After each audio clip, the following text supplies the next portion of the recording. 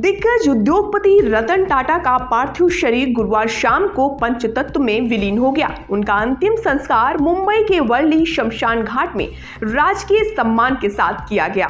अंतिम यात्रा में सैकड़ों गणमान्य लोग शरीक हुए, जिनमें से 31 साल के शांतनु नायडू भी थे। वो सबसे आगे चल रहे थे। इस युवक की इस वक्त काफी चर्चा हो रही है, तो आइए जानते हैं आखिर कौन है शांतनु नायडू और रतन टाटा से क्या था संबंध। शांतनु नायडू का जन्म साल 1993 में महाराष्ट्र के पुणे में एक तेलुगु परिवार में हुआ था।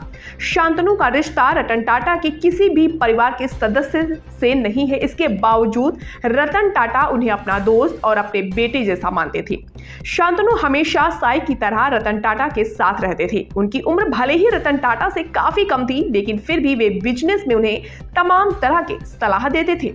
वो रतन टाटा को स्टार्टअप में निवेश के लिए बिजनेस टिप्स भी देते थे। आज शांतनु नायडू न सिर्फ बिजनेस की दुनिया में अपनी अलग समझ के लिए जाने जाते हैं, बल्कि समाज के प्रति उनकी संवेदनशीलता भी उन्हें अलग पहचान दिलाती है। शांतनु एक उद्यमी है और गुड फेलोज स्टार्टअप के संस्थापक भी हैं। शांतनु की लिंक्डइन प्रोफाइल के मुताबिक वह रतन टाटा की निजी निवेश कंपनी R&T कार्यालय में महाप्रबंधक है। शांतनु नायडू समाज सेवा और पशु प्रेम के लिए जाने जाते हैं। वो पशुओं से अथाह प्रेम करते हैं। रतन टाटा भी पशुओं के प्रति अपने प्रेम के लिए जाने जाते थे। शांतनु नायडू से उनकी दोस्ती की एक बड़ी वजह पशु प्रेम ही रहा था। रतन टाटा से शांतनु की मुलाकात साल 2014 में हुई थी, जब वह पुणे में टाटा एल्क्सी में ऑटोमोबाइल डिजाइनर इंजीनियर के तौर पर काम कर रहे थे। पुणे में देर रात हाईवे से गुजरते समय शांतनु को सड़क पर कुत्तों के शव दिखाई देते थे, जिनकी तेज रफ्तार से चलने वाली गाड़ियों के नीचे आने से मौत हो जाती थी। शांतनु आए दिन कुत्तों की मौत देख काफी परेशान रहने लगे। वो सोचने लगे आखिर कैसे इन कुत्तों की जान बचाई जा सकती है। शांतनु ने एक इंटरव्यू में भी बताया था कि उन्होंने उन लोगों से मुलाकात की जो आवारा कुत्तों की वजह से सड़क दुर्घटना में घायल हुए थे। इन हादसों में कई कुत्तों की जानें भी चली गई थी।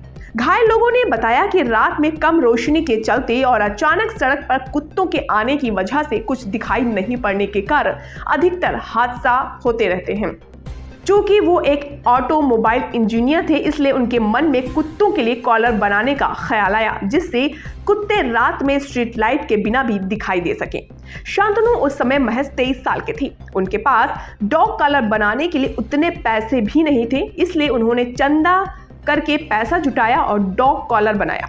शांतनु नायडू ने पशुओं की सेवा और खास तौर पर कुत्तों की सेवा के लिए मोटोपॉज नाम की एक संस्था बना रखी।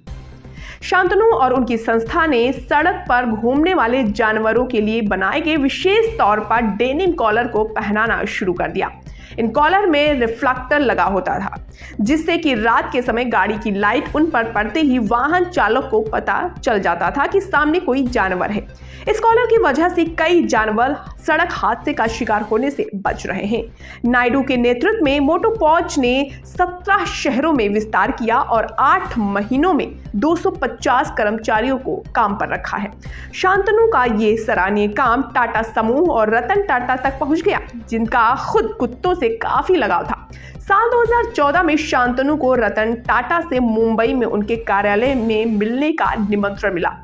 टाटा ने शांतनु के काम के लिए बहुत प्यार जताया, क्योंकि उन्हें भी स्ट्रीट डॉग से बहुत प्यार था। इस जुड़ाव के बाद शांतनु रतन टाटा के दिल के बहुत करीब रहे और अक्सर उनसे सलाह और मार्गदर्शन लेते रहे।